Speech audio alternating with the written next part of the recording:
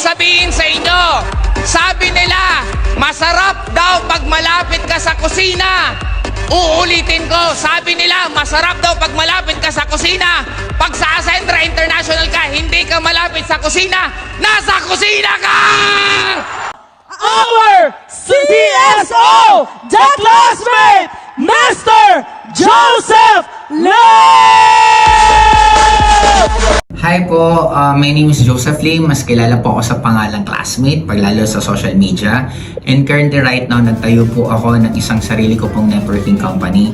Ang magiging tanong niyo syempre, bakit ako nagtayo? Simple lang po, gusto ko mas mapadali po ang pag-network ng mga networker kasi sino ba ang makakaintindi ng isang networker kung hindi ang dihamak na dating naging 22 years din pong networker. And currently, ito pong katabi ko, honestly po si Aldem, hindi ko po to downline.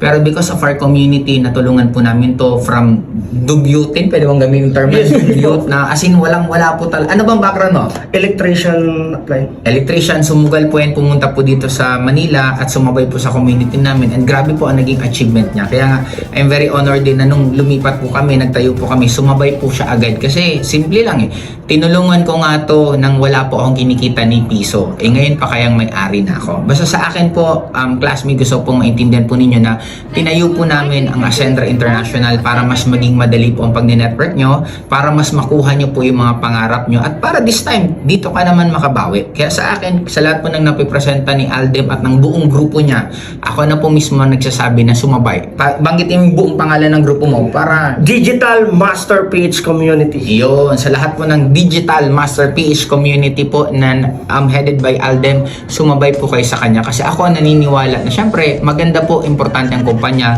pero importante din po yung grupong sasamahan mo. And ako po mismo, kaya po ako gumawa ng video for him kasi I could vouch gaano po to kagaling, gaano po to ka dedicated sa group. Simple lang naman po yung pick up niya po na ang kasya lang siguro mga 6 o 8 tao, nagiging 30 to 40 ang kasya. Nakita ko po sarili ko po sa kanya na hindi sa kanya importante ang kotse, ang importante yung kapakanan ng tao niya. Kaya ito po, katabi ko, malayong malayo pa po ang mararating nito sa industriya. Kaya kung ang sinamahan mo malayong malayo ang mararating, ibig sabihin kung ikaw sasabay, malayong malayo rin ang mararating mo. Kaya ano pang inaantay mo?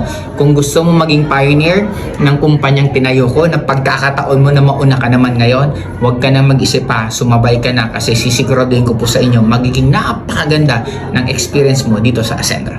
Hello po sa inyong lahat. Grabe, katatapos lang po ng soft launching dito sa Ascendra International Office at sobrang successful siya. Kung magtatanong kayo bakit, kasi sinulusyonan po namin yung pinaka-common na problema sa network marketing na ang alam natin, para ka maging successful sa networking, kailangan mo mapagod, mapuyat, walang tulugan. Yan po ang alam natin. Pero sabi namin, baka pwede naman baguhin yan. And dito sa Ascendra International, in a span of almost 1 month, nasa 3,000 distributor na po ang sumabay po sa amin. Ang tanong, bakit?